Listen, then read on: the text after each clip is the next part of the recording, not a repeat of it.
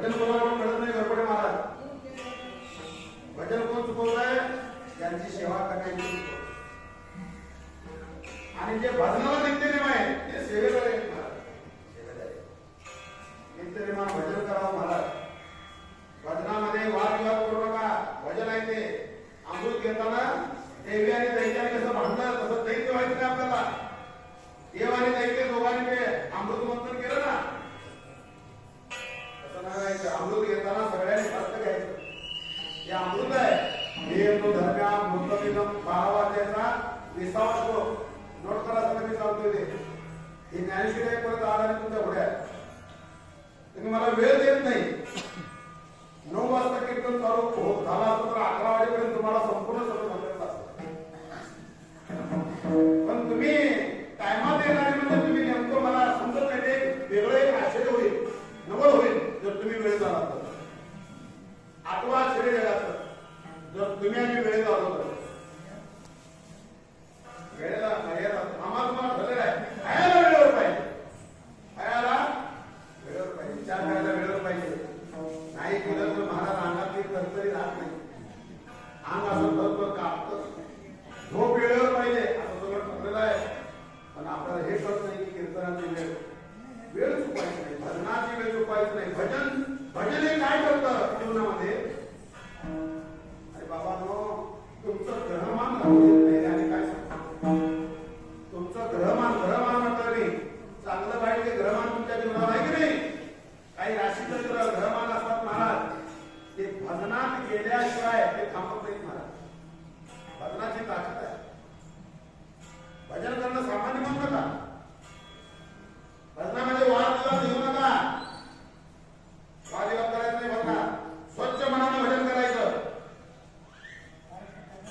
भजन करताना कुठेही भजन असू दे, मी देवासाठी भजन करतो ही भावना ठेवून जायचं.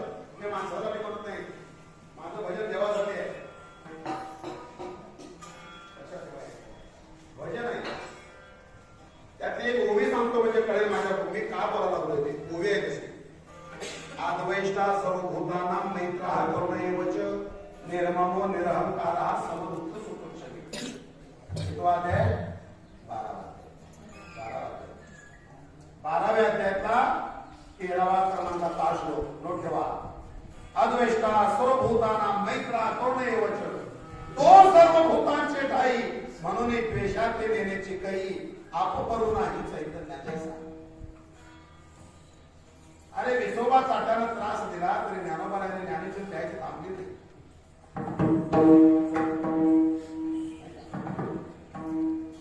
मंबाजी बुवानं तुकोबाऱ्यांना अडवलं म्हणजे तुकोबाऱ्यांनी कीर्तन करायचं थांबलं का?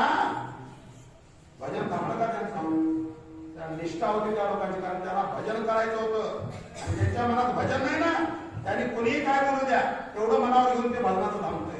विठ्ठल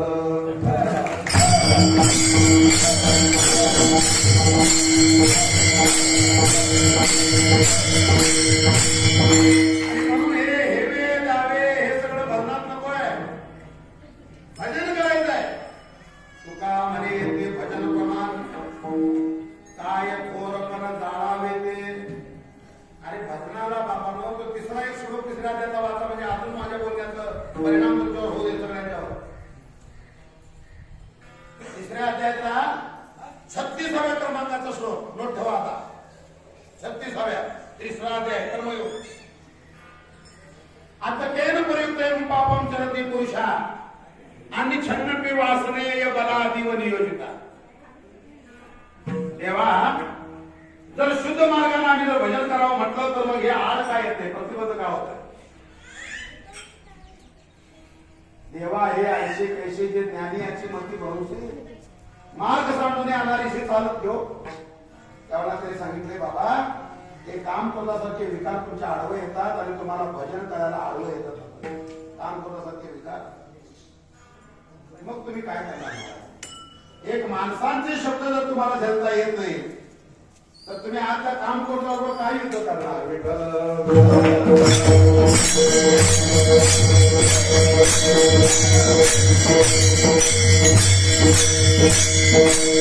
म्हणून तुकोबाराय सुद्धा म्हणतात अरे क्षत्रिय व्हावं भजन करणाऱ्या. भजन करणाऱ्या क्षत्रिय व्हावं, युद्ध करावं, पण कोणावर? आपल्या मनावर, विकारावर. रात्रंदिवस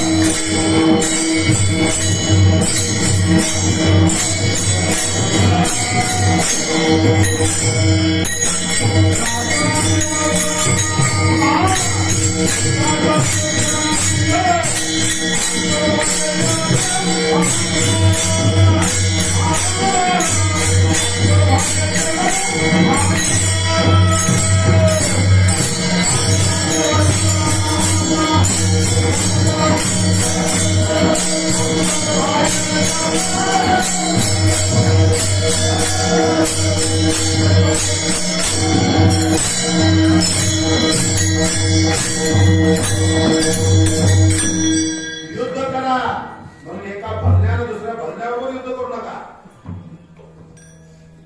युद्ध जरूर करा, पण एक भजन्या दुसरा भजण्यावर युद्ध करतो असं नको. ते युद्ध आपल्या विकारावर करा.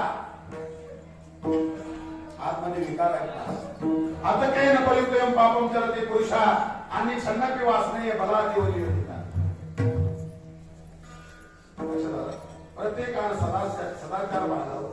सदाचारी झाला की कोण बोलेल्याचा राग येत नाही, कोण कोणाला बोलत नाही. आपला आचार जरी गोष्टी असतो तर आपल्याला काही संबंध आहे कुणाला बोलून घ्यायचा. माझी विनंती आहे तुम्हाला सर्वांना या बाबतीत. मी हे का बोलतोय याच्या पाठीमागं सुद्धा का मला काही घटना आहेत. मला शेंडे महाराज नामनूर गावातलं मला काही गोष्टी पसंत पडल्या नाही. माझा काय अधिकार नाही त्या गावाला, पण तुम्ही गुरु मानताय मला आणि म्हणून मला ते फोड करणं आज गरजेचं होतं. कारण इथं उभा राहिल्यानंतर तुमची ताकद नाही मला बोलायची. काय गावाचं होतं त्या प्रभू रामचंद्राचं गाव, ते प्रभू रामचंद्राचं मंदिर आहे, पण रामायण नाही, नुसता महाभारत आहे.